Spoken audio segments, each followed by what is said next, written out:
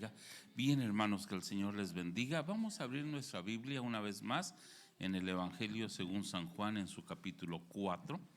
Vamos a completar la porción escritural. Es una porción sumamente hermosa. Les decía, el Evangelio de Juan es un evangelio doctrinal, establece principios muy importantes.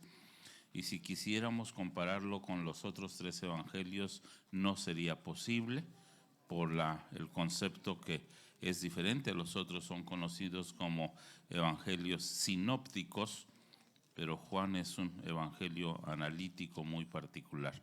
¿Sí? Escuchen la lectura. Voy a leerlo a partir del versículo 21, Juan 4, 21. Dice el texto sagrado: Jesús le dijo: mujer, créeme que la hora viene cuando ni en este monte ni en Jerusalén adoraréis al Padre. Vosotros adoráis lo que no sabéis, nosotros adoramos lo que sabemos, porque la salvación viene de los judíos. Mas la hora viene, y ahora es, cuando los verdaderos adoradores adorarán al Padre en espíritu y en verdad, porque también el Padre tales adoradores busca que le adoren. Dios es espíritu, y los que le adoran en espíritu y en verdad es necesario que adoren. Le dijo la mujer: sé que ha de venir el Mesías llamado el Cristo. Cuando Él venga, nos declarará todas las cosas. Jesús le dijo: yo soy el que habla contigo. En esto vinieron sus discípulos y se maravillaron de que hablaba con una mujer. Sin embargo, ninguno dijo: ¿qué preguntas o qué hablas con ella? Entonces la mujer dejó su cántaro y fue a la ciudad y dijo a los hombres: venid, ve a un hombre que me ha dicho todo cuanto ha hecho. ¿No será este el Cristo? Entonces salieron de la ciudad y vinieron a él. Entre tanto, los discípulos le rogaban diciendo: Rabí, come. Él les dijo: yo tengo una comida que comer que vosotros no sabéis. Entonces los discípulos decían unos a otros: ¿le habrá traído alguien de comer? Jesús les dijo: mi comida es que haga la voluntad del que me envió y que acabe su obra. ¿No decís vosotros aún faltan 4 meses para que llegue la siega? He aquí, os digo, alzad vuestros ojos y mirad los campos, porque ya están blancos para la siega. Y el que siega recibe salario y recoge fruto para vida eterna, para que el que siembra goce juntamente con el que siega, porque en esto es verdadero el dicho: uno es el que siembra y otro es el que siega. Yo he enviado a cegar lo que vosotros no labrasteis, otros labraron y vosotros habéis entrado en sus labores. Y muchos de los samaritanos de aquella ciudad creyeron en él por la palabra de la mujer que daba testimonio diciendo: me dijo todo lo que he hecho. Entonces vinieron los samaritanos a él y le rogaron que se quedase con ellos, y se quedó allí 2 días. Y creyeron muchos más por la palabra de él, y decían a la mujer: ya no creemos solamente por tu dicho, porque nosotros mismos hemos oído y sabemos que verdaderamente este es el Salvador del mundo, el Cristo. Te amamos, Dios, y en esta hermosa mañana te damos gracias por este privilegio. Deseamos que tu presencia se haga real y nos permita verte a ti, Padre. Sé con nosotros en el nombre de Jesús. Amén. No podemos divorciar el pasaje solamente hablando del concepto de la adoración, que por supuesto la propia adoración tiene 3 connotaciones muy importantes. Y lo vemos desde la profundidad de las propias palabras, o como dijeran los que saben, de las raíces, de las etimologías que esto implica. El término proskuneo, que popularmente se usa para hablar de la adoración, es el concepto que, más que cantar, bajo el contexto de lo que hemos resumido por muchos años, y no es que sea malo cantar, pero la palabra que la Biblia usa para adoración no solamente es el contexto de cantar. En el Antiguo Testamento la palabra halal sí implica el canto, pero en el Nuevo Testamento el término proskuneo o latruo, que se usa en algunos otros momentos, tiene la connotación de servicio. no de canto, sino de servicio y muy, muy especialmente de proclamación. En ese contexto, entonces el pasaje es un pasaje completo. Ahora es tiempo de estar en comunión, pero también ahora es tiempo de servir al Señor. Y lo vemos de una manera muy importante en uno de los versículos que probablemente siempre pasen desapercibidos ante nuestros ojos, pero que es muy particular. Miren, acompáñenme, es en el mismo capítulo 4, ¿sí? Que les reitero, poco tomamos en cuenta, pero que es muy importante. Versículo 28 del capítulo 4, y ayúdenme, pónganse de pie. ¿Sí? Muy bien. Evangelio según San Juan, capítulo 4, versículo 28. Dice el texto: entonces la mujer dejó su cántaro y fue a la ciudad y dijo a los hombres. Una vez más, entonces la mujer dejó su cántaro y fue a la ciudad y dijo a los hombres. Repítalo conmigo. Entonces la mujer dejó su cántaro y fue a la ciudad y dijo a los hombres. Qué hermoso, ocupen su lugar. Es un texto completo. ¿Sí? Para los que saben de predicación, es un mensaje completo, total y absoluto. ¿Sí? Dejó, fue y dijo. ¿Sí? Y en eso podríamos resumir exactamente el contexto de la proclamación del Evangelio, donde este pasaje le da toda la importancia que debe de tener y que nos habla de una manera particular de una experiencia única, que debiera de ser una réplica en nuestras propias vidas. Creo firmemente que la primer consecuencia de una salvación genuina es la proclamación. ¿Me escucharon? La consecuencia inmediata de una salvación genuina es la proclamación del Evangelio. Un aspecto que muchos de nosotros hemos olvidado y que lamentablemente las estadísticas corroboran. 88% de los miembros de la iglesia nunca han ganado un alma. 88% de los miembros de la iglesia nunca han ganado un alma. Eso pone en duda una conversión genuina. Porque como he reiterado, la conversión se manifiesta, por supuesto, primero en una profunda necesidad del Señor. El salmista lo resume diciendo: como el ciervo brama por las corrientes de las aguas, así clama por ti, oh Dios, el alma mía. Si la conversión fue genuina, nuestro corazón va a sentir una profunda necesidad de Dios. Eso nos hará entonces cristianos fieles, cristianos puntuales, cristianos llenos de un profundo amor. Pero al mismo tiempo, esa actitud hará que lo que hemos recibido lo queramos compartir con aquellos que amamos. No podemos recibir un tesoro y esconderlo. ¿Sí? Nadie enciende una luz, dijera el Señor Jesús, y la pone debajo de la mesa, sino encima para que alumbre a todos los que están en casa. La mujer fue la experiencia que ella vivió. ¿Sí? Venía de una vida disipada, pero cuando conoce al Señor Jesús, no le importa dejar sus tareas diarias, dejó su cántaro. Le dio la importancia correcta al mensaje que había recibido. Entró a la ciudad, fue y dijo a los hombres. Y es la necesidad que la iglesia tiene. Ahora es el tiempo de servir al Señor.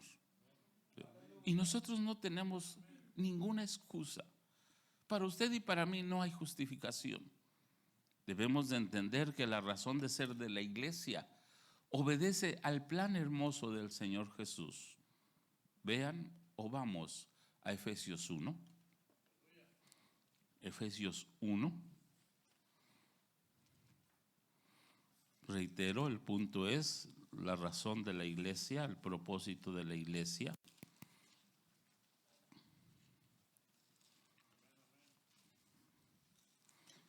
Poco lo meditamos, pero escúchenlo, por favor. es a partir del versículo 9, dándonos a conocer, dice, el misterio de su voluntad, según su beneplácito, el cual se había propuesto en sí mismo. El misterio de su voluntad. ¿Qué quiere Dios?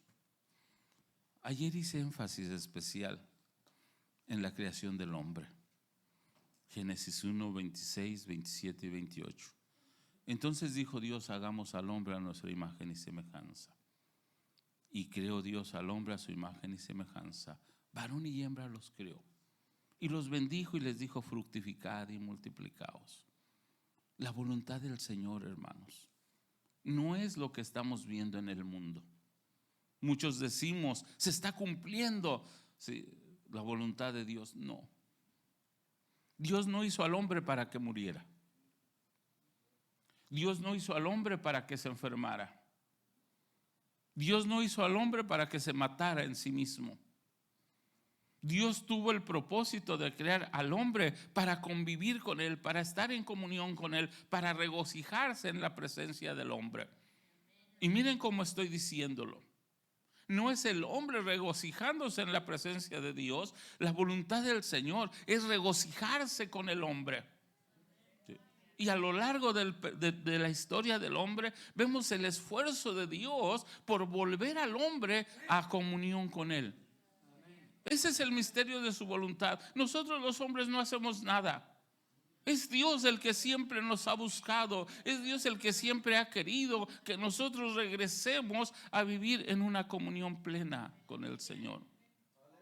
En la Sagrada Escritura observamos el propósito de Dios de volver en comunión con nosotros. Ese es el misterio de la voluntad del Señor, que Él quiere vivir en comunión con nosotros, y para ello el Señor reunió todas las cosas en la dispensación del cumplimiento de los tiempos, así las que están en los cielos como las que están en la tierra.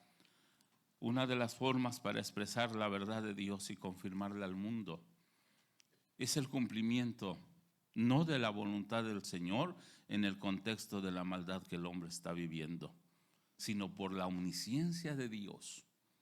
Él sabe lo que habría de suceder como consecuencia del pecado del hombre. Las guerras, la muerte, las enfermedades, los matrimonios disueltos, los hijos rebeldes, adictos.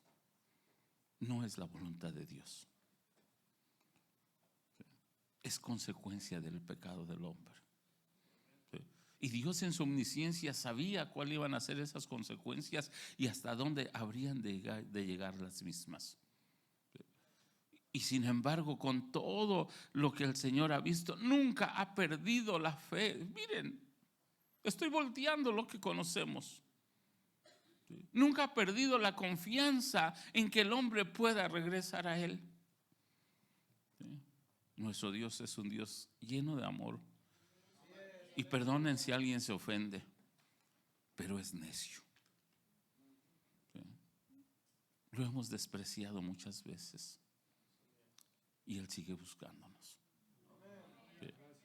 En el huerto del Edén, cuando Adán y Eva pecaron, fue Dios el que bajó a buscarlos al huerto, a caminar en medio de ellos. Incluso les llamó: ¿dónde estás tú? Era el periodo de la inocencia. Conocemos el diálogo porque Moisés lo registra en el capítulo 3. Tuve miedo y me escondí porque estaba desnudo. El hombre había pecado. Había deshecho la voluntad de Dios para su vida. Y con todo el Señor bajó y lo buscó. Y debió de haber sido muy doloroso para Dios tener que expulsar al hombre del huerto. Pero poner una espada para que el hombre no pudiera regresar a ese estado, cuando menos bajo esas condiciones de pecado que ahora el hombre tenía. Abrió la puerta para que el hombre, en su raciocinio, pudiera adorar al Señor, y es la misma actitud que hoy asume el Señor en nuestros días. Lamentablemente el hombre, lejos de adorar al Señor, se alejó más, y leímos ayer lo que dice Génesis 6. El corazón del hombre era de continuo solamente el mal, y se arrepintió Jehová de haberlos formado. Es el periodo de la conciencia. Ahora el hombre tiene conocimiento, y Dios ha abierto una puerta a través de los sacrificios, de los holocaustos, para que si el hombre fallara, pudiera reconciliarse con él. Si bien hicieres, le dice a Caín, no serás enaltecido. Y si no hicieres bien, la ofrenda por el pecado está a la puerta. Le está diciendo, si fallares, hay forma de reconciliarte conmigo a través de ofrecer una ofrenda. Que hablaba del deseo del hombre por conocer a Dios o por regresar a la comunión con Él. Los hombres se olvidaron de la adoración a Dios y se pervirtieron en sus razonamientos. Con todo, el Señor guarda a Noé, Sem, Cam, Jafet y sus respectivas esposas, y provee una arca de salvación para que el hombre pudiera continuar. Cuando la familia de Noé y él mismo salen del arca, entonces Dios le dice que se multipliquen y se esparzan por la faz de la tierra. Es cuando se cumple maravillosamente el Salmo 8. Le has hecho poco menor que los ángeles y lo coronaste de honra y de gloria. Todo lo pusiste debajo de sus pies, ovejas y bueyes, todo lo que se arrastra por el sendero del mar. El hombre fue hecho el Señor de la creación, la corona de la creación, y lo único que tenía que hacer era obedecer al Señor para continuar en ese estado de comunión con el Señor. Es el tercer periodo de la historia de la humanidad desde la perspectiva espiritual y se llama gobierno humano. Ahora el hombre sale del arca y sencillamente tiene que esparcirse sobre la faz de la tierra. Ahora Dios ya no espera, ¿sí?, sino solamente que el hombre poblara el mundo. Han pasado solo 4 generaciones, estén conmigo en Génesis 11, y un descendiente del propio Noé, como debe de ser. Génesis 11.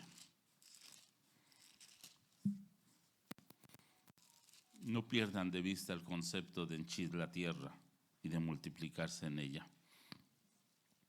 Versículo 1 del capítulo 11. Tenía entonces toda la tierra una sola lengua y unas mismas palabras, y aconteció que cuando salieron, ¿sí?, de oriente, hallaron una llanura en la tierra de Sinar y se establecieron allí. Y se dijeron unos a otros, vamos, hagamos ladrillo y cosámoslo con fuego. Y les sirvió el ladrillo en lugar de piedra y el asfalto en lugar de mezcla.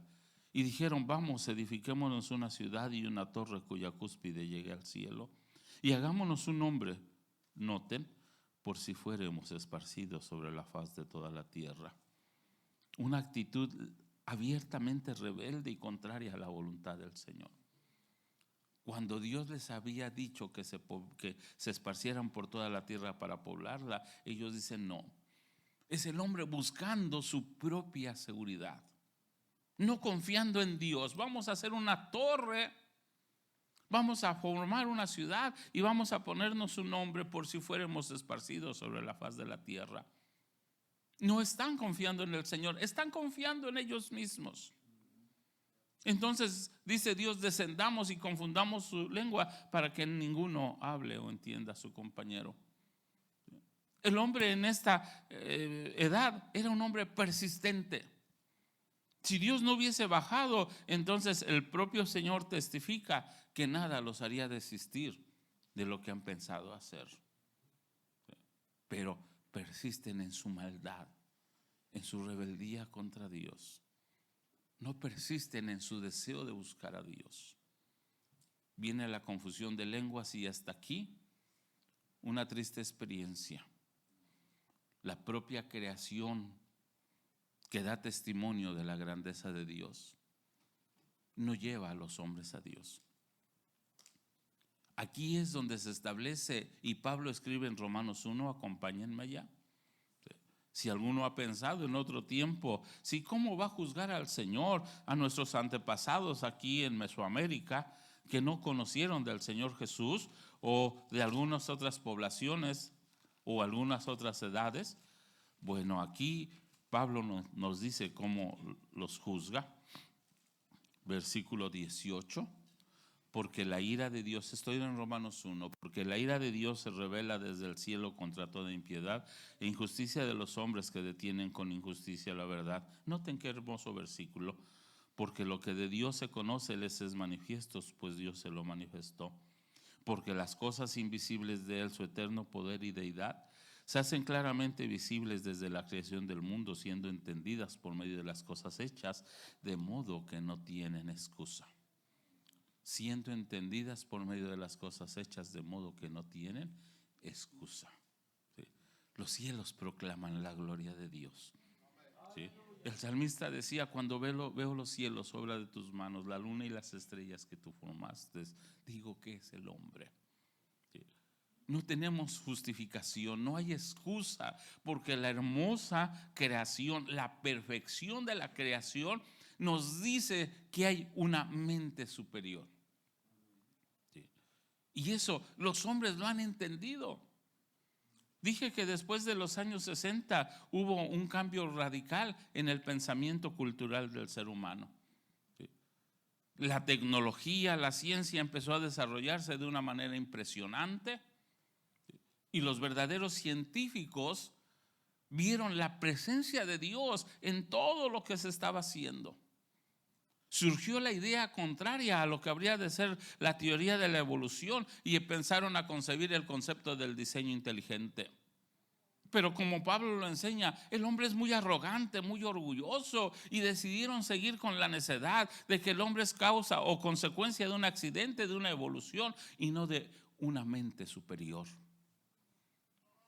Y la teoría del diseño inteligente que pudo abrazarse en los años 80 fue desechada porque el hombre no quiso concebir a Dios.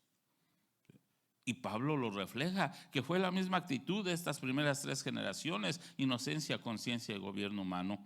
Versículo 21, pues habiendo conocido a Dios, no le glorificaron como a Dios ni le dieron gracias, sino que se envanecieron en sus razonamientos y su necio corazón fue entenebrecido. Vean qué triste versículo. Profesando ser sabios, se hicieron necios. Y cambiaron la gloria del Dios incorruptible en semejanza de imagen de hombre corruptible, de aves, de cuadrúpedos y de reptiles. Por lo cual también Dios los entregó a la inmundicia en las concupiscencias de sus corazones, de modo que deshonraron entre sí sus propios cuerpos. Y es una ley. Atentar contra Dios es atentar contra sí mismos. Y cualquiera que se aleje de Dios va a terminar pagando las consecuencias en él mismo. Sí. La humanidad se ha alejado de Dios. Y la inmoralidad que estamos viendo es la consecuencia de esa distancia. Y cuando Pablo dice Dios los entregó, no implica que fue la voluntad del Señor diciendo esto es. Es el hecho del dolor del corazón de Dios, de sentir que el hombre no quiere nada con él y entonces dejarlo que el hombre pague sus propias consecuencias. Y en este pasaje 3 veces se lee Dios los entregó. Y si ha habido en su mente el concepto de la homosexualidad, si el homosexual nace o se hace, que es una pregunta en la que se debate la sociedad, la Biblia nos contesta. Es consecuencia del pecado del hombre. Es el fruto de la necedad del hombre. Es el precio que tiene que pagar. Tanto dice que deshonraron entre sí sus propios cuerpos. Versículo 26. ¿Sí? Por esto Dios los entregó a pasiones vergonzosas, pues aún sus mujeres cambiaron el uso natural por el que es contra naturaleza. Y de igual modo, también los hombres, dejando el uso natural de la mujer, se encendieron en su lascivia unos con otros, cometiendo hechos vergonzosos hombres con hombres y recibiendo en sí mismos la retribución debida a su extravío. Y como ellos no aprobaron tener en cuenta a Dios, una vez más, Dios los entregó a una mente reprobada para hacer cosas que no convienen. Sí, y el hombre, por muy sabio que se sienta, si sus pensamientos no están en Dios, es una mente reprobada. Y tiene que pagar las consecuencias de ese pecado. Pero el amor de Dios se manifiesta. Y si bien es cierto que la creación nos dice que existe un Dios, pero no nos dice ni quién es ni cómo hay que adorarlo. Y por eso los hombres crean dioses, sí, y inventan religiones. Entonces Dios cambió su plan. Si la familia había fallado, entonces ahora llama a un pueblo, Génesis 12, ¿sí? En Abraham, el Señor establece una nación para que a través de esa nación Él pueda manifestarse al mundo, y esa nación tiene la responsabilidad de decirle al mundo quién es Dios y cómo hay que adorarlo.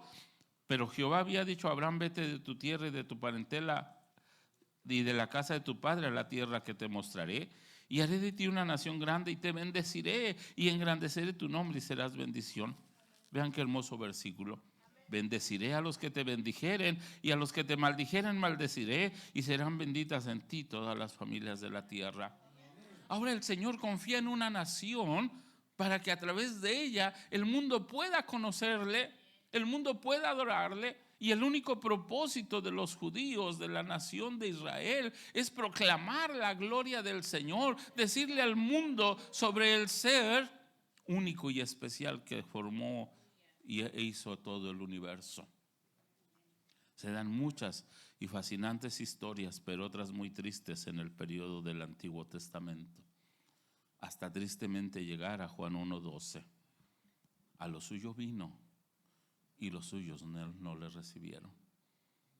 Si el pueblo de Israel hubiese tenido el corazón, y miren qué triste, esa actitud produce las lágrimas del Señor Jesús, como lo produce nuestra propia actitud.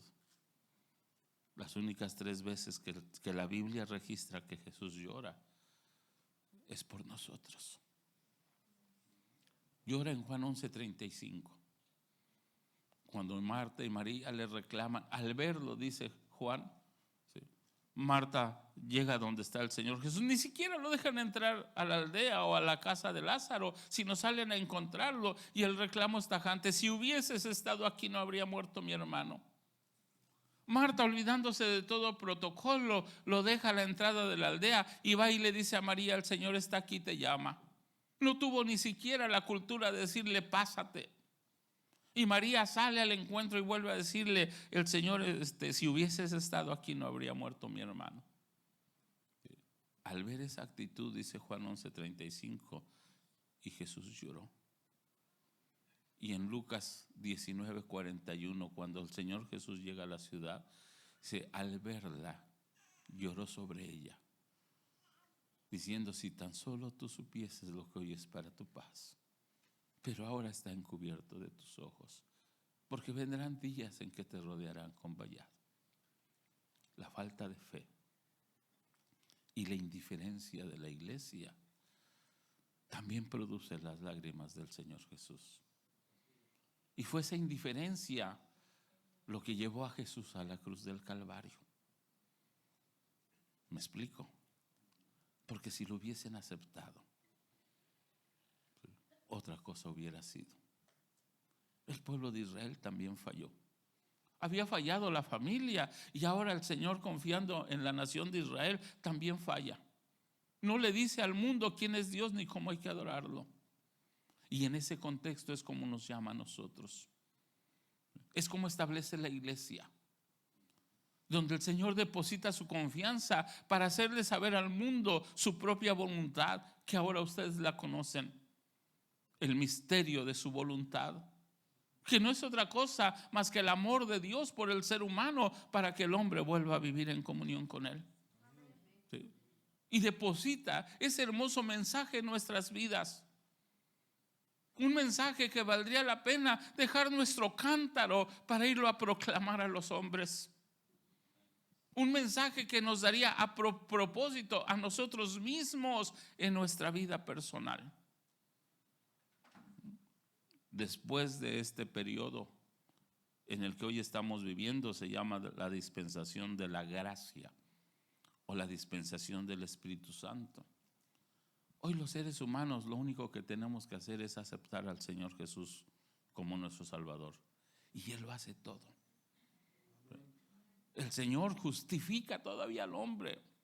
Ha fallado en el periodo de la inocencia, en el periodo de la conciencia, en el periodo del gobierno humano. Ha fallado en el periodo de la promesa y en el periodo de la ley. Han pasado 5 etapas y en las 5 el hombre ha fracasado y Dios no pierde la confianza en él. Ahora llama a la iglesia y le da exactamente el mismo mensaje, pero a diferencia de los otros periodos, a nosotros, amados hermanos, nos hace acompañar de su propia presencia. Los otros no lo tuvieron. Vamos al Evangelio según San Juan. Hay 3 mensajes importantes en el ministerio de Jesús. El primero, donde se nos establece su ética, la ética cristiana, Mateo 5, 6 y 7. El segundo de sus mensajes es el que conocemos como el Sermón del Monte de los Olivos, donde habla de su segunda venida, que es la esperanza cristiana. Pero después de salir del aposento alto, al participar de la mesa del Señor, salen del aposento alto y caminan por lo que hoy es, bueno, en ese momento era el Valle de Cedrón, y en ese periodo el Señor va caminando con ellos, ¿sí? Y les da la hermosa promesa del Espíritu Santo. Capítulo 14, 15, 16 y 17 de Juan. Pero en el capítulo 14, versículo 15, dice el texto sagrado: si me amáis, guardad mis mandamientos.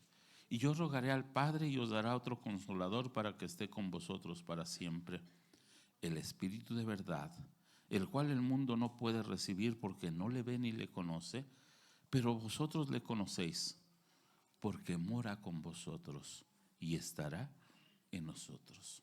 Vean qué hermosa actitud. El Espíritu de Dios morando con vosotros y en nosotros. Una experiencia que no habían tenido. En el Antiguo Testamento el Espíritu Santo podía llegar y habitar en los hombres para hacer alguna obra sobrenatural. Ese es el Espíritu el que inspiraba a David, y por eso cuando peca en la experiencia con Betsabé, David termina diciéndole al Señor: y no quites de mí tu Santo Espíritu. El Espíritu Santo no era permanente en la vida de los hombres, pero hoy es una experiencia que debe ser genuina en nuestras propias vidas. Sí. Y lo que dice el apóstol Pablo es contundente. Vayan a Romanos 8:9. Romanos 8:9. Y este versículo lo deberían de subrayar, por favor. Sí. Mas vosotros no vivís según la carne, sino según el Espíritu. Si es que el Espíritu de Dios mora en vosotros, y si alguno no tiene el Espíritu de Cristo, no es de Él. Se los vuelvo a leer. Mas vosotros no vivís según la carne, sino según el Espíritu. Si es que el Espíritu de Dios mora en vosotros, y si alguno no tiene el Espíritu de Cristo, no es de Él. La gran comisión que el Señor Jesús dejará a la iglesia. Él sabía que era muy difícil cumplirla con nuestros propios esfuerzos. Por eso toda autoridad me es dada en el cielo y en la tierra. Y esa autoridad es una autoridad delegada en nosotros a través de la presencia del Espíritu. Recibiréis poder cuando haya venido sobre vosotros el Espíritu Santo, y me seréis testigos en Jerusalén, en Judea, en Samaria y hasta el último de la tierra. Y ese 88% de miembros de la iglesia que nunca han ganado un alma, entonces podemos dudar de que si su cristianismo es genuino o no lo es. Porque si no tienen esa necesidad de la proclamación del Evangelio, es porque no tienen al Espíritu Santo de Dios en sus vidas. Y por ello enfrentamos tantas luchas.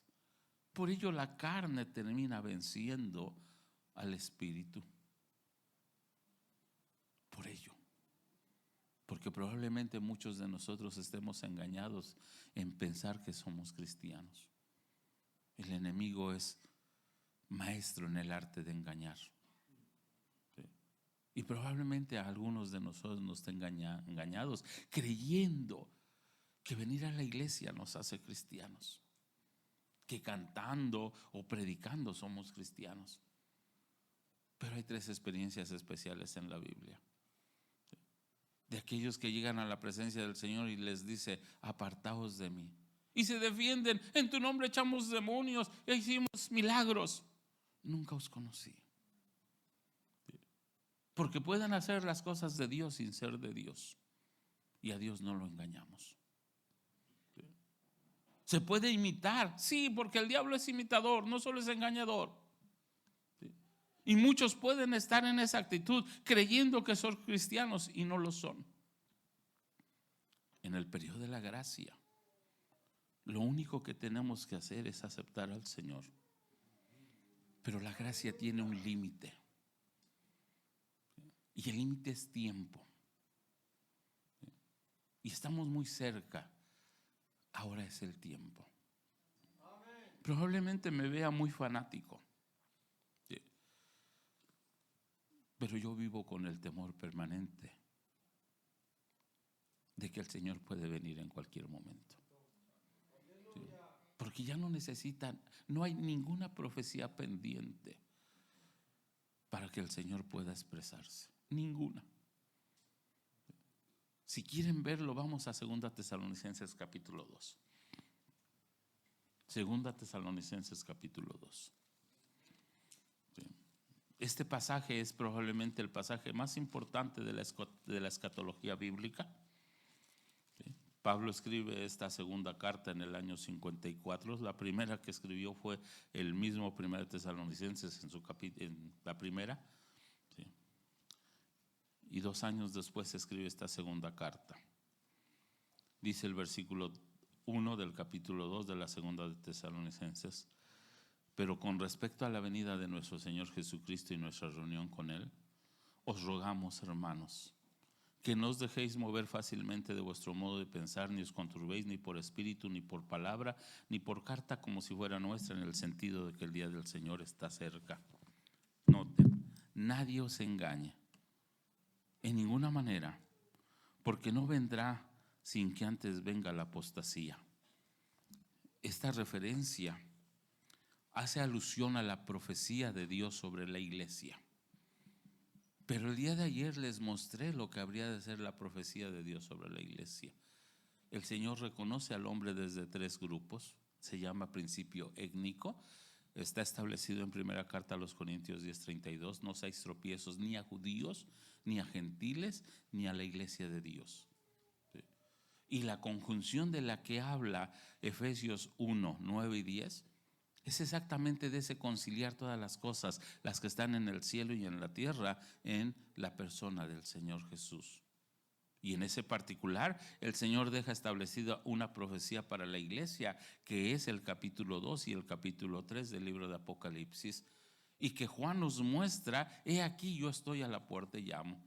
Si fuera desde la perspectiva eclesiástica, entonces el Señor Jesús ya puede manifestarse en cualquier momento, porque ya está establecido el principio. Dice que venga la apostasía. Les dije que a partir de los años 60, con todos los movimientos sociales que se dieron, la iglesia entró a una actitud de apostasía. Qué diferente el cristianismo de nuestros padres. Qué diferente el cristianismo de nuestros abuelos, que dejaban su cántaro para proclamar el mensaje del Señor, que no les importaba el tiempo que pudieran pasar en la iglesia, que no estaban esclavizados al celular, a la pantalla o a la computadora, y que si tenían trabajos prominentes los dejaban porque era más importante el tesoro que habían encontrado. Hoy nosotros no vemos esa importancia en el evangelio y queremos conciliar nuestra vida secular con la vida espiritual.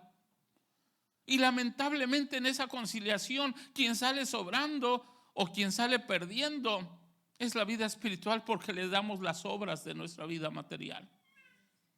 Solamente las obras. Y por mucho que nos queramos defender, estamos viviendo ese estado de apostasía, donde la iglesia hoy confía más en ellos mismos que en la gracia del Señor para hacer aún la propia obra. Porque no vendrá sin que antes venga la apostasía. ¿Sí? Saben que tan solo aquí en Estados Unidos del 2010 al 2020.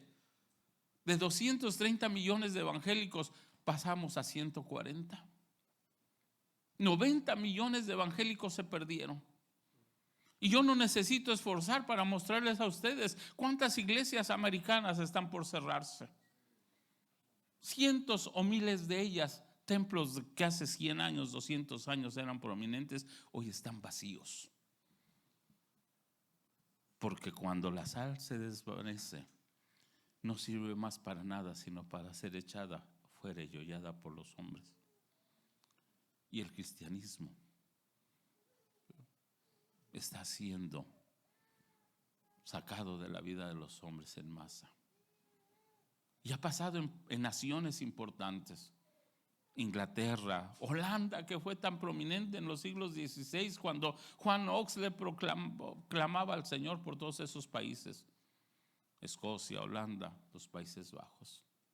Hoy no hay cristianismo. Turquía, donde nació el cristianismo, donde aquellas naciones que estaban el día de Pentecostés y pudieron escuchar el mensaje de Pedro, cuando escucharon en su propia lengua las maravillas de Dios, regresaron a sus patrias, a sus naciones, y establecieron inmensas iglesias. Hay iglesias de 80 niveles hacia abajo, porque los turcos venían del norte de Asia y pasaban hacia Europa, y todo lo destruían a su paso. Y la iglesia del Señor se tenía que esconder, pero prosperó. Hoy Turquía no es cristiana. Técnicamente, en una población de 20 millones solamente hay 68,000 cristianos.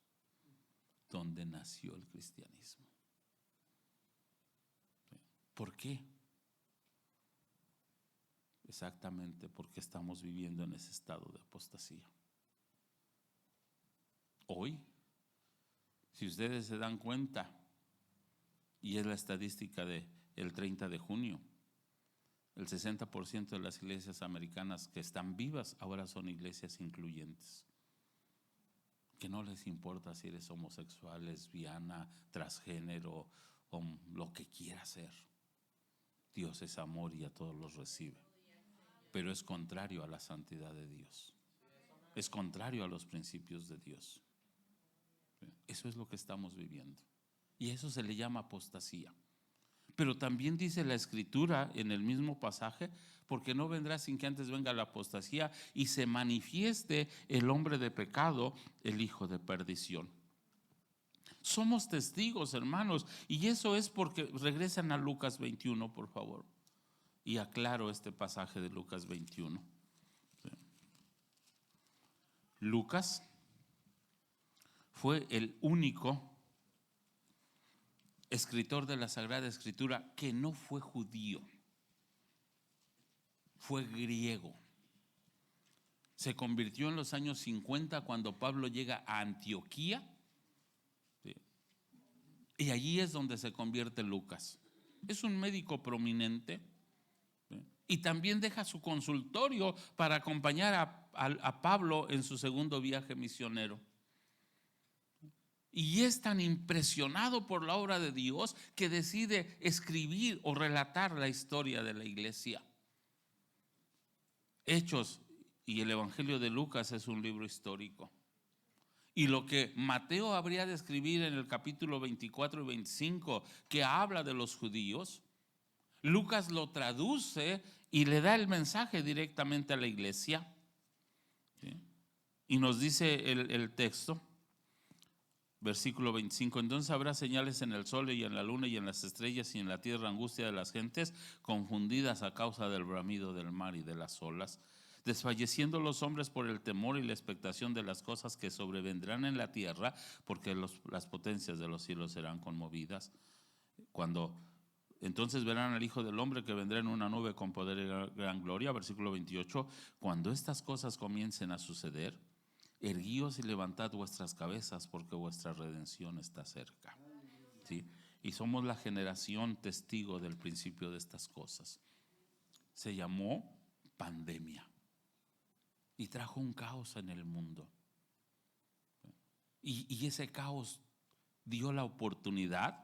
Es mucho lo que se relata. ¿Y por qué decimos que es el mensaje a la iglesia? ¿Sí? Precisamente por lo que acabo de leer. Cuando estas cosas comiencen a suceder, erguíos y levantaos vuestra cabeza, porque vuestra redención está cerca. ¿Sí? Y luego dice en el versículo 31, así también vosotros, cuando veis que suceden estas cosas, sabed que está cerca el reino de Dios. De cierto os digo que no pasará esta generación hasta que todo esto acontezca. Y en el 34 exhorta a la iglesia: mirad también por vosotros mismos, que vuestros corazones no se carguen de glotonería y embriaguez y de los afanes de esta vida, y venga de repente sobre vosotros aquel día. Y la iglesia está en esa actitud de afanes de esos días. Si nos vamos a el relato de Marcos 4 sobre la parábola del sembrador, nos vamos a dar cuenta que los afanes de las riquezas, el engaño de las riquezas, hacen que la palabra de Dios se ahogue en nuestros corazones y no la pongamos en práctica. Regreso a Tesalonicenses 2, el hijo de perdición. Si buscamos en Tesalonicenses 2, estoy en 2 Tesalonicenses 2, así como en Efesios 1 se habla del misterio de su voluntad, aquí en Tesalonicenses 2 se menciona otro concepto: el misterio de la iniquidad. Es en el versículo 7, porque ya está en acción el misterio de la iniquidad. Así como el misterio de su voluntad es el esfuerzo de Dios por amar al hombre, el misterio de la iniquidad es el esfuerzo de Satanás por gobernar al mundo y al universo. Ezequiel 28, Isaías 14 es contundente. Ezequiel 28 a partir del 12 habla de la creación de Satanás y propósito de Satanás, y dice Ezequiel 28, ¿sí?, que estabas en el tercer cielo hasta que se halló en ti maldad. Isaías 14 nos revela cuál es la maldad de Satanás cuando dice en lo alto del cielo. Sí, vamos, para que lo vean más contundentemente, es Isaías 14 a partir del versículo 12. Isaías 14 a partir del versículo 12. Se los leo. Como caíste del cielo, lucero, hijo de la mañana, cuando cortado fuiste por tierra, tú que debilitabas a las naciones. Noten la maldad de Satanás. Versículo 13, tú que decías en tu corazón: subiré al cielo, en lo alto, junto a las estrellas de Dios levantaré mi trono, y en el monte del testimonio me sentaré a los lados del norte, sobre las alturas de las nubes subiré y seré semejante al Altísimo. A esta actitud de Satanás se le llama el misterio de la iniquidad. Es el esfuerzo de Satanás de ser como Dios.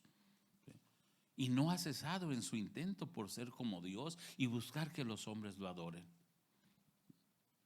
Y esa actitud ha llevado a que la maldad se incremente. Y decía yo, en la pandemia se dio el concepto que hoy se maneja de hablar de un nuevo orden mundial. La primera vez que se da es en marzo del 2020, cuando después de que muere el hombre más rico de España, el dueño del Banco Santander, su propia hija se levanta para decir: es paradójico que mi padre, siendo el hombre más rico de España, haya muerto careciendo de lo único que es gratis, el aire. Y fue mi propio presidente en México el que salió a decir: se requiere que haya un gobernante que pueda atender esta situación global. Y él mismo propuso al Papa de Roma para ser el líder en ese momento. Él lo propuso. Y después de allí se viene manejando el concepto de un nuevo orden mundial, que no es exactamente más que la referencia que hace Daniel en el capítulo 2 de lo que habría de ser el quinto imperio en la profecía. Nabucodonosor tiene un sueño en el capítulo 2 del libro de Daniel, y ustedes recuerdan la historia. Se le olvida el sueño y busca que los sabios se lo revelen, y nadie lo puede hacer, solo Daniel. Y cuando Daniel se lo revela, le dice: tú, oh rey, veías una gran imagen, que la cabeza es de oro, el pecho y los brazos de plata, el vientre de bronce, las piernas de hierro y los pies en parte de hierro y en parte de barro cocido. Y le da la interpretación: tú eres esa cabeza de oro, hablando del imperio babilónico. Y le dice, pero después de ti se levantará un reino inferior al tuyo, y hace alusión al imperio medo-persa que conquista al imperio babilónico en el año 539. Después de ese imperio se iba a levantar otro que fue el imperio griego. Y después del imperio griego hace alusión a las piernas de hierro y fue el imperio romano. Pero con todos los esfuerzos de los años 60, ahora los hombres buscan unirse en alianzas, y no es otra cosa sino el imperio del anticristo. ¿Sí? Donde el hombre ya está proclamando la necesidad del anticristo.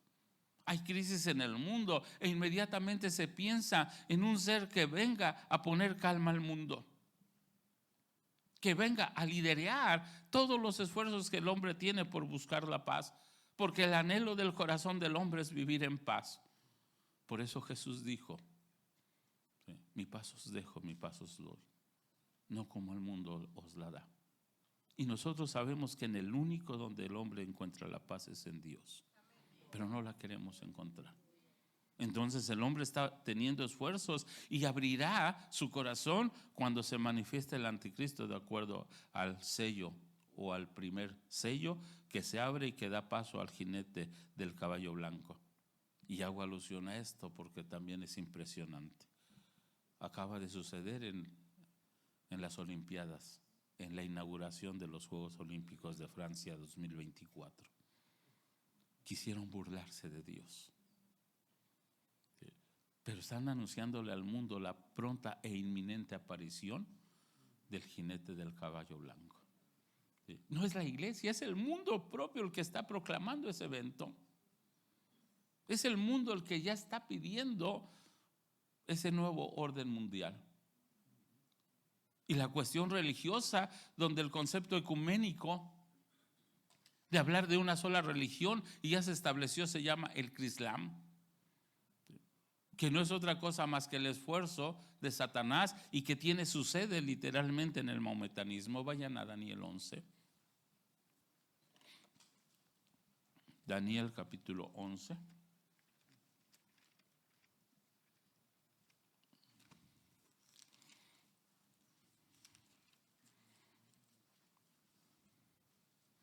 Todo el capítulo hace alusión al anticristo, del que Tesalonicenses dice es el hombre de pecado, el hijo de perdición. De los 32 nombres que la Sagrada Escritura le da a este personaje, también se le conoce como el rey. Dice el versículo 36, estoy en Daniel 11, y el rey hará su voluntad y se ensoberbecerá y se engrandecerá sobre todo Dios, y contra el Dios de los dioses hablará maravillas, y prosperará hasta que sea consumada la ira, porque lo determinado se cumplirá. Vean el versículo 37, del Dios de sus padres no hará caso, por lo cual deducimos que va a ser judío, ni del amor de las mujeres, por lo cual se deduce que va a ser homosexual, ni respetará a Dios alguno, porque sobre todo se engrandecerá, mas honrará en su lugar al Dios de las fortalezas, que es Satanás, que es Alá. ¿Sí? Para muchos cristianos dicen que Alá y Jehová es el mismo. No es cierto. No es cierto. Alá es Satanás. Y es al que adora el islamismo. Por ello el islamita no habla del amor. Por ello se les tiene tanto pánico, porque son terroristas capaces de sacrificarse ellos mismos, porque piensan que así agradan a su Dios, a su profeta. Es un Dios de odio, de venganza, no de amor. Y esa nueva religión, que es la que está avanzando en el mundo, hoy es el islamismo el que está creciendo aún por encima del cristianismo. En la estadística mundial, de los más de 8 billones de seres humanos que somos, solo el 10.4% del mundo es cristiano. Y en el mundo, en estos momentos, Inglaterra tiene el 27% de maometanos. Francia está en el 23%. Y Estados Unidos está creciendo de una forma desmedida, donde ya va más del 12%. de la población americana. ¿Y qué les platico si ustedes lo pueden ver? Y el cristianismo está disminuyendo. Políticamente es el nuevo orden mundial. Religiosamente es el ecumenismo, donde hoy se llama Crislam, y en el 2021 se inauguró en Arabia Saudita lo que se conoce como la Casa del Padre, donde hoy los judíos, los cristianos y los maometanos adoran juntos, porque están esperando al anticristo. El periodo del anticristo es un gobierno económico. Nadie podrá comprar ni vender sin la marca de la bestia que viene. Y la tecnología está tan avanzada que es impresionante.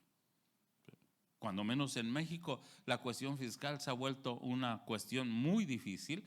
No podemos comprar nada a más de 2,000 pesos si no se nos da una factura. Y no podemos hacer un depósito superior a los 5,000 pesos sin que seamos sujetos de investigación. Porque hay un control casi perfecto de cada uno de nosotros, y más cuando usamos un celular. Está por inaugurarse aquí en Estados Unidos la 6ª generación de las comunicaciones, donde la perfección de ubicación que se habrá de dar en el contexto de estar usando la red 6G no podrá eludir al juicio del anticristo, porque es un control completo. Esa es la manifestación del hombre de pecado. Y nuestra generación es testigo de estas circunstancias que se están dando. Entonces este versículo de Tesalonicenses 2, si regresen allá por favor, nos habla de esas experiencias, les dije, que nos llevan a considerar estas 3 líneas de profecía: la apostasía en el interior de la iglesia, la manifestación del hombre de pecado en las circunstancias que el mundo está viviendo, entre ellas la pandemia, y también de una manera particular en el mismo versículo 4, tanto que se siente en el templo de Dios como Dios haciéndose pasar por Dios. Y este versículo 4 alude directamente al pueblo de Israel, a los judíos. Y aquí somos testigos también. Somos testigos de la situación que se está viviendo en el pueblo de Israel, donde después de que fueron dispersos por el mundo en la destrucción del año 70 por las huestes del general Tito, los judíos salieron de su tierra sin tener dónde posar la planta de su pie, y fue el Antiguo Testamento lo que les sirvió de Biblia. Un Antiguo Testamento que para ellos fue su propia patria. Anduvieron errantes por todo el mundo, y donde quiera que ellos estuvieran los mataban, los sacaban. Sucedió en España, sucedió en Alemania, en todas partes. En 1897 se celebra un primer concilio donde nace el sionismo, que era el deseo del corazón de los judíos de regresar a su patria. Se coordinan y los judíos más ricos del mundo empiezan a comprar toda la parte norte de la tierra de Israel, lo que habría de ser Galilea, que por más de 15 siglos estuvo abandonada y se había convertido totalmente en pantanos improductivos. Y la tierra es comprada a un precio muy, muy escaso. Después de la fundación del maometanismo en el año 632 y del establecimiento del poder otomano, Jerusalén estuvo en manos de los musulmanes.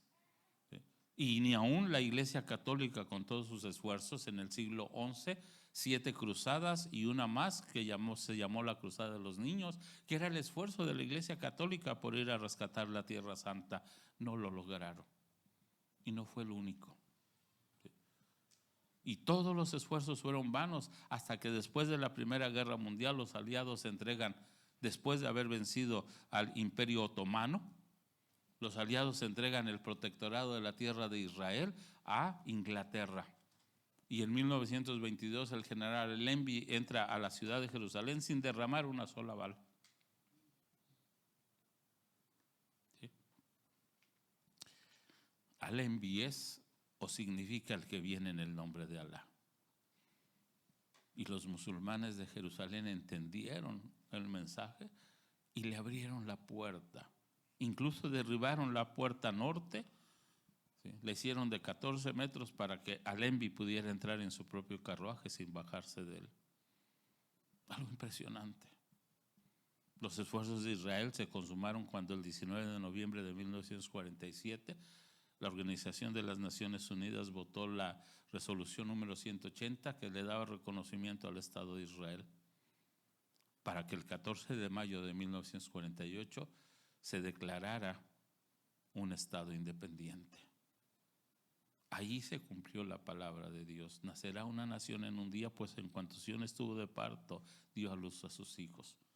E Israel se establece en su propia tierra de una manera oficial, pero no de una manera fácil. El mismo día que Israel se estableció en su tierra, 6 ejércitos árabes se confabularon para sacarlos. Y Dios empezó a hacer milagros impresionantes. Por si alguno pensara que solo fue en el Antiguo Testamento, no. Es el mismo Dios. ¿Sí? Y sigue siendo los mismos milagros.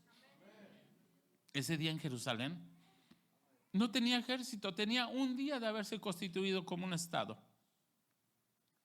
Y la parte norte, que es la más vulnerable por estar entre Asiria y Líbano, fue la parte por donde quisieron entrar los árabes. Desde 1920 se había establecido un kibutz en la parte sur, o es decir, en la parte baja de los altos del Golán. Y el incipiente ejército es encargado al líder del kibutz. Al ver la cantidad de soldados sobre los altos de Golán y al tener una responsabilidad tan grande de un batallón de 200 soldados, este hombre pensó, ¿qué hago? Y simuló de cartón 2 tanques que se convirtieron en miles y que cuando los árabes desde el alto del Golán los vieron, desistieron porque pensaron que era un ejército totalmente equipado, pero fueron ángeles de Dios. ¿Sí? Y la misma experiencia se da en las siguientes 5 guerras, donde siempre Dios estuvo presente con ellos. Eso ha logrado que Israel se establezca hoy como una potencia y que la razón de ser de la guerra actual sea el propósito de quitarles todo lo que tienen. Miren, vayan a Ezequiel 38. Ezequiel 38. ¿Qué es lo que estamos viviendo? Es el cumplimiento de lo que se está haciendo o se está dando en este momento. Les decía yo ayer lo que Erdogan, el presidente de Turquía, ha declarado. ¿Sí? Es de lo que se está hablando. Ezequiel 38. Vino a mí palabra de Jehová diciendo: hijo de hombre, pon tu rostro contra Gog en tierra de Magog, príncipe soberano de Mesec y Tubal, y profetiza contra él. Así ha dicho Jehová el Señor: he aquí yo estoy contra ti, oh Gog, príncipe soberano de Mesec y Tubal, y te quebrantaré y pondré garfios en tus quijadas y te sacaré a ti y a todo tu ejército, caballos y jinetes de todo en todo equipados, gran multitud con paveses y escudos, teniendo todos ellos espadas. Persia es Irán, Cus y Fut con ellos, todos ellos con escudos y yelmo, y desde aquí arriba ya se empieza a ver a Turquía. Gomer es exactamente Turquía. Gomer y todas sus tropas, la casa de Togarma, de los confines del norte y todas sus tropas, muchos pueblos contigo. Prepárate y apercíbete tú y toda tu multitud que se ha reunido a ti, y sé tú su guarda. De aquí a muchos días serás visitado, al cabo de años vendrás a la tierra salvada de la espada, recogida de muchos pueblos, a los montes de Israel, que siempre fueron una desolación, mas fue sacada de las naciones, y todos ellos morarán confiadamente. Vean el versículo 9. Subirás tú y vendrás como tempestad, como nublado para cubrir la tierra, y serás tú y todas tus tropas y muchos pueblos contigo. Así ha dicho Jehová el Señor: en aquel día subirán palabras en tu corazón y concebirás mal pensamiento y dirás: subiré contra una tierra indefensa, iré contra gentes tranquilas que habitan confiadamente, todas ellas habitan sin muros y no tienen cerrojos ni puertas. Versículo 12. Para arrebatar despojos y para tomar botín.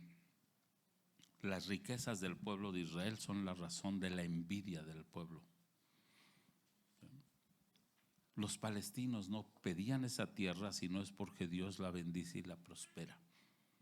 Una tierra que hasta el año 2000 carecía de agua, pero después del año 2000 se descubre un manto acuífero para más de 200 años. Y donde el subsuelo está cubierto totalmente de petróleo, Israel tiene agua. La parte norte de Israel, al costado de Galilea, es agua, y la parte sur, al costado de Judea, es petróleo. Sin contar lo fructífero de la tierra, y lo que hace que las naciones tengan el problema con Israel es exactamente esa prosperidad. Y es lo que se está viviendo. Israel se constituye como nación y en 1969 se establece lo que habría de ser el Instituto del Templo, que fue una comisión creada por el gobierno con el fin de restablecer la adoración en Israel. Y a partir de 1969 las investigaciones sobre el templo han ido evolucionando de tal forma que hoy se tiene todo preparado, todo, para que el templo pueda ser construido en un mes. Totalmente. Hay dinero suficiente, están los materiales preparados y todos los elementos de la adoración son una realidad en estos momentos en Israel. Incluso los túneles del templo, que es la parte baja del propio templo, ya están preparados para recibir los cimientos que serán del tercer templo. Lo único que está impidiendo es lo que se conoce como el Domo de la Roca, que es el edificio símbolo del mahometanismo después de la Meca, el más importante. Pero en los años 1963 se firmaron acuerdos sobre el particular y hace 5 años estábamos en Israel.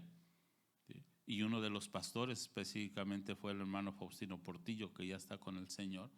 Le preguntó a quien nos estaba dando la lección en el Instituto del Templo: pero para construir el tercer templo se necesita quitar la mezquita. Y el sacerdote se rió. Dice: ustedes conocen el sistema de defensa de Israel. Se llama cúpula de hierro o cortina de hierro. Cuando los misiles son lanzados de un sistema especial, esa cúpula sí se cierra y no permite que los misiles entren. Pero esa cúpula tiene un error. Y ese error da específicamente arriba del domo de la roca. Y si alguno de los misiles llegara a caer sobre el domo y lo destruye, se evitaría una guerra política o una guerra total. E Israel, por los acuerdos del 63, puede entrar a tomar la explanada del templo. Y a partir del momento que los propios palestinos destruyen el domo de la roca, Israel solo necesita un mes para iniciar la adoración en el templo. Un mes, que no es nada. Lo que implica, si la situación se da en estos momentos, está por cumplirse literalmente lo que Tesalonicenses dice: porque no vendrá sin que antes venga la apostasía y se manifieste el hombre de pecado, el hijo de perdición. Y ahí está el concepto de los judíos, de los gentiles y de la iglesia.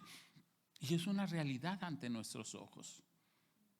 Lo más lamentable, y es el punto central del contexto, vayan al mismo capítulo 2 de 2 Tesalonicenses. Dice el 7: porque ya está en acción el misterio de la iniquidad, solo que hay quien al presente lo detiene hasta que él a su vez se ha quitado de en medio. Versículo 8: y entonces se manifestará aquel inicuo a quien el Señor matará con el espíritu de su boca y destruirá con el resplandor de su venida. Aquí ya está hablando de la batalla del Armagedón. Ahora, lo triste es esto. Versículo 9: inicuo cuyo advenimiento es por obra de Satanás, con gran poder y señales y prodigios mentirosos. El hermano Inmer ayer hacía una referencia impresionante. No toda la iglesia es iglesia apóstata, pero en medio de nosotros están los apóstatas. Y se hace referencia a ellos en el versículo 10. Y con todo engaño y de iniquidad, noten, para los que se pierden. ¿Quiénes son los que se pierden? El mismo Pablo dice: por cuanto no recibieron el amor de la verdad para ser salvos. No es la gente que no escuchó, es la gente que no recibió, que no quiso aceptar, que vienen a la iglesia y saben que no han aceptado a Jesús en su corazón porque su vida sigue siendo igual de inmunda que antes. Cuando hablamos de salvación, ellos saben que no tienen a Jesús en su corazón, porque siguen luchando con el pecado, siguen pronunciando malas palabras, siguen maltratando a su esposa, siguen teniendo actitudes de inconversos porque entienden que no son cristianos. Siguen teniendo esa doble vida, que en la oscuridad son unos y en el mundo son otros. No aceptaron la verdad. Y para ellos con Dios no se juega. Y dice el versículo 11: por esto Dios les envía un poder engañoso para que crean la mentira. Esa iglesia apóstata que está en medio de nosotros no se burla de Dios. Dios se va a vengar de ellos cuando el anticristo se manifiesta. Ellos no se van. Somos nosotros pretribulacionistas, de acuerdo a 1 Tesalonicenses 1:10, y esperar de los cielos al Señor Jesucristo, nuestro Salvador, quien nos libra de la ira venidera. Romanos 5:9, cuanto más siendo justificados por su sangre, seremos también libres de la ira. Apocalipsis 3:10, si somos fieles nos dará la corona de la vida, pero nos va a librar de la ira venidera. No es el momento, pero hay 36 pruebas en la Biblia de que la iglesia no pasa por la gran tribulación. La iglesia se va en el momento en que son los muertos resucitados, la iglesia es transformada, recibimos al Señor Jesús en el aire. Pero quienes están viviendo esa doble vida se van a quedar y serán los primeros en creer y en vivir para el anticristo. Noten el versículo 11. Por esto Dios les envía un poder engañoso para que crean la mentira, a fin de que sean condenados todos los que no creyeron a la verdad, sino que se complacieron a la injusticia. Todos los que no creyeron a la verdad, sino se complacieron en la injusticia. ¿Por qué no le servimos al Señor? ¿Por qué muchos de nosotros, les he reiterado, un 88% no gana almas? Nunca ha traído almas. Es cierto, hoy estamos limitados por el espacio, pero nada habría impedido que usted le dijera a su vecino: acompáñame, en mi iglesia va a haber una fiesta. A su familiar que lo visita o a su hijo que no viene a la iglesia: hijo, acompáñame, hoy va a haber una fiesta.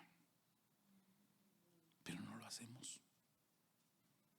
Y no lo hacemos porque muchos de nosotros no tenemos esa convicción de tener la presencia del Espíritu Santo en nuestras vidas. Porque si la tuviéramos, el Espíritu Santo se constriñe y nos constriñe a nosotros de ver la necesidad del mundo. De saber que si el Señor aparece en estos momentos se va a quedar, y si no se apareciera el Señor en estos momentos, la vida de ninguno de nosotros está asegurada. Soy pastor en la Ciudad de México, en pleno centro, a un lado de Tepito. Los miembros de mi iglesia son familiares de secuestradores, de violadores, de asesinos, de santeros. Y paso constantemente la experiencia de saber que los mataron. Hace 2 meses al hijo de una de las hermanas de la iglesia le dieron 29 balazos en una esquina de Tepito. El joven salvó la vida 2 horas nada más. Fue como a las 4 y a las 6 de la tarde murió. Es hora de que la madre llegue al templo llorando. Y más de una vez me ha dicho: pastor, seguro no se salvó. No se salvó. Pero si no se salvó fue por su culpa. Porque usted pudo haberlo traído a los pies de Cristo y no lo hizo. Usted pudo haberle dicho: hijo, si en algún momento tienes consecuencias de lo que andas haciendo y Dios te da la oportunidad, confiesa que Él es el Salvador del mundo, acéptalo como tu único y suficiente Salvador. Pero no lo hacemos, porque incluso muchos de nosotros ni siquiera tenemos esa convicción, ni sabemos en qué consiste. Hemos hecho la oración del pecador cuando el predicador llegó y cuántos aceptan al Señor, y creemos que esa oración del pecador es lo que nos va a llevar a la salvación, y nos olvidamos de la confesión de nuestros pecados, del reconocer la necesidad que tenemos de Dios. Juan 16:8, hablando otra vez del Espíritu Santo, dice: y cuando el Espíritu Santo venga, convencerá al mundo de pecado. Es la primera obra del Espíritu Santo en la vida del hombre, cuando le da la convicción de pecado, cuando le hace sentir su propia necesidad. Dicen en el mundo, cuando el hombre toca fondo, cuando le decimos: Señor, no puedo, cuando sentimos la carga de nuestros pecados. Y probablemente muchos de nosotros nunca la hemos sentido. Nunca hemos tenido la experiencia de haber nacido de nuevo, porque de otra manera nuestra vida sería diferente. Pero ahora es tiempo de ser diferentes. Inclinen su rostro.